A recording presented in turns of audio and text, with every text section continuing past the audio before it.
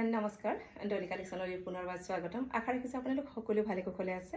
মই ডলি বৰগোহাঁই লখিমপুৰ খেলমাটিৰ পৰা ধুনীয়া ধুনীয়া মেখেলা চাদৰবোৰ আপোনালোকক দেখাই থাকোঁ আৰু তাৰ পৰাই আপোনালোকে পচন্দ কৰি যিযোৰ আপোনালোকৰ পচন্দ হয় তাৰ পৰাই আপোনালোকে মোক বুক কৰে আৰু আপোনালোকক মই অনলাইন যোগে পঠিয়াই দিওঁ। ঠিক তেনেকৈয়ে আজি এইখিনি 40যোৰ কাপোৰ ৰেডি কৰি আনিছোঁ। ইতিমধ্যে পূৰা 40যোৰে আছে। এইখিনি কাপোৰ মুম্বাই দুগৰাকী বাইদেৱে মোৰ পৰা লৈছে অনলাইনত চাই। আচলতে তেওঁলোকে অনলাইনত মোৰ পেজটো চাই বিহুৰ সময়ত বহাগ বিহুৰ সময়ত তেওঁলোক মোৰ ঘৰলৈ আহি গৈছে।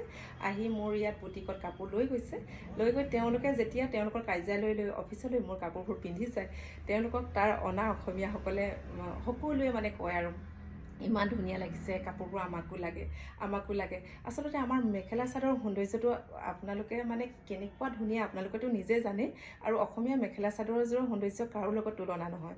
সেইটো কাৰণে আৰু যেতিয়া বাহিৰৰ মানুহবিলাকে আমাৰ কাপোৰবোৰ ধুনীয়া বুলি কয়, কেনেকুৱা ভাল লাগে বাৰু, নিজেই কওকচোন বাৰু কিমান ভাল লাগে। আৰু এই কাপোৰখিনি গোটেইখিনি তেওঁ বাহিৰৰ মানুহৰ কাৰণেই লৈছে।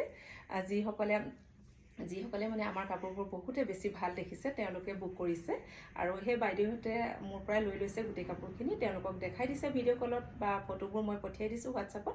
তেনেকৈ তেওঁলোকে পচন্দ কৰি মোৰ কাপোৰবোৰ গোটেইবোৰ বুক কৰি পেলাইছে আৰু এইবোৰ চব ৰেডি কৰি দিছোঁ। প্ৰতিযোৰ কাপোৰে মই চিলাই ৰেডি কৰি দহি বাতি দিছোঁ আৰু তাৰে কাপোৰখিনি মই গোটেইখিনি কাপোৰ মেলি নেদেখাওঁ বাৰু, তাৰমানে তাত চিলাবলৈ অলপ দিগদাৰ হৈ যায়। খালি মই ব্লাউজটো চিলোৱা নাই দেই, কাপোৰবোৰ বাকীবোৰ চব ৰেডি কৰি দিছোঁ। আমাৰ অসমীয়া কাপোৰৰ ইমান ধুনীয়া এটা মানে চাহিদা আৰু মানে তেওঁলোকে যে বিশেষকৈ আমাৰ ড্ৰেছটো ইমান পচন্দ কৰিছে সেইটো কাৰণে বহুত বেছি ভাল লাগে। আৰু তেনেকৈ সেইকাৰণেতো আমি কাপোৰখিনি এতিয়া বাহিৰলৈ পঠাব পাৰিছোঁ ন, আৰু তেওঁলোকেও ভাল পাইছে আমাৰ কাপোৰবোৰ। দহি বাতি ধুনীয়াকৈ ৰেডি কৰি দিছোঁ আৰু মেখেলাবোৰ ধুনীয়াকৈ ফলচ লগাই চিলাই দিছোঁ।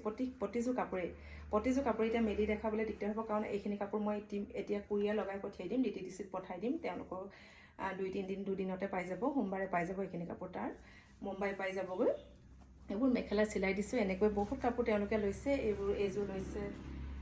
মই কাপোৰখিনি দেখাই দিছোঁ দেই। আচলতে মই কাপোৰবোৰ দহি বাতি নথওঁ দেই, দহি বাতি মেখেলা চিলাই কেতিয়াও মই কাপোৰবোৰ ৰেডি নকৰোঁ।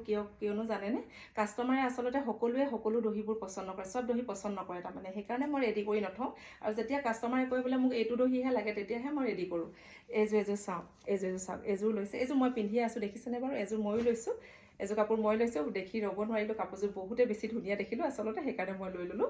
আৰু এইযোৰ পঠিয়াইছোঁ, এইযোৰ যাব মুম্বাইলৈ। এইযোৰ চাওক, টোটেল 40যোৰ কাপোৰ লৈছে, দহি বাতি দিছোঁ। তেওঁলোকে ধুনীয়াকৈ বিহুৰ সময়ত আহোঁতে তেওঁলোকৰ গোটেই কাপোৰখিনি মই ৰেডি কৰি দিছিলোঁ, সেইকাৰণে তেওঁলোকে এতিয়া ৰেডি কৰি দিব দিলে। চব ৰেডি কৰি দিছোঁ, খালি ব্লাউজটো চিলোৱা নাই, মেখেলাবোৰ চব চিলাই দিছোঁ। এখন চাদৰ, এইবিলাক চব ৰেডি কৰা হৈ গৈছে।